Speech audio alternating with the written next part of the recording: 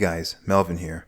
Here's a story that was posted on the RPG Horror Story subreddit by the user BioBioBio777. It's a tale of the one last true believer to uphold the sacred code of bro.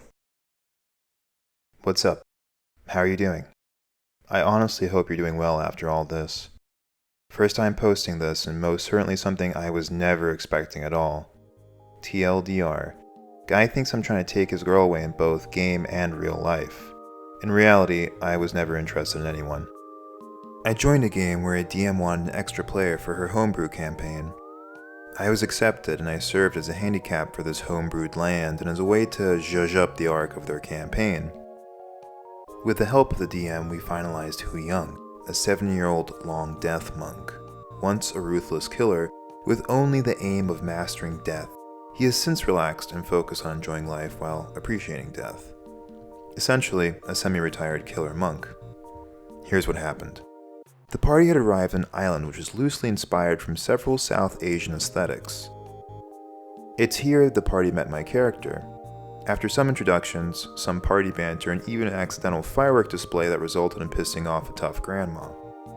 I was having fun role-playing with this party, and I personally thought we hit it off. My character got along well with the tiefling sorcerer, the woman of the story, who had a rather tragic backstory. I role-played a wise and experienced monk who offered some advice to the troubled tiefling, which, to my knowledge, helped progress her character a little bit. Throughout the sessions, the sorcerer and I continued to go back and forth in conversations, having a sort of teacher-student relationship. Much better compared to the tiefling's former mentor. This may or may not have set off the fighter. Throughout the session, the fighter was trying to woo the sorcerer but was failing hard. I thought it was part of his character to be some sort of horn dog, but later would learn it wasn't.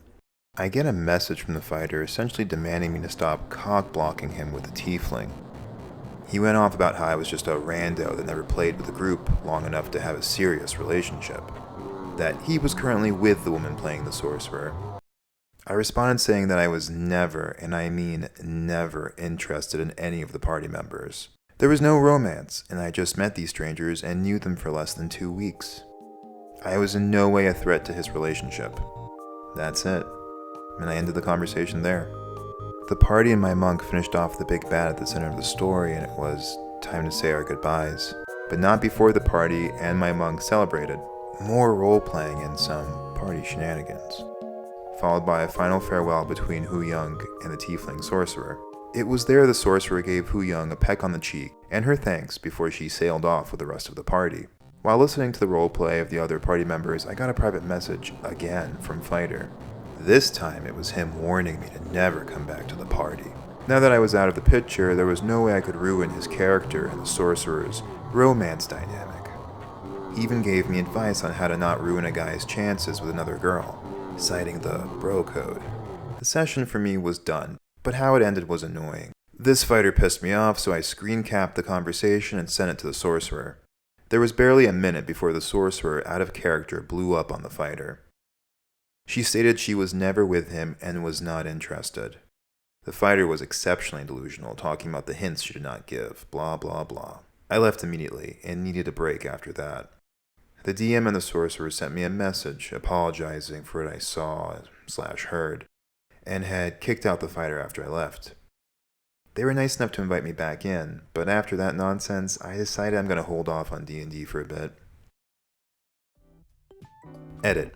People have been wondering about and suggesting that I should have stuck with the group after all of that came about.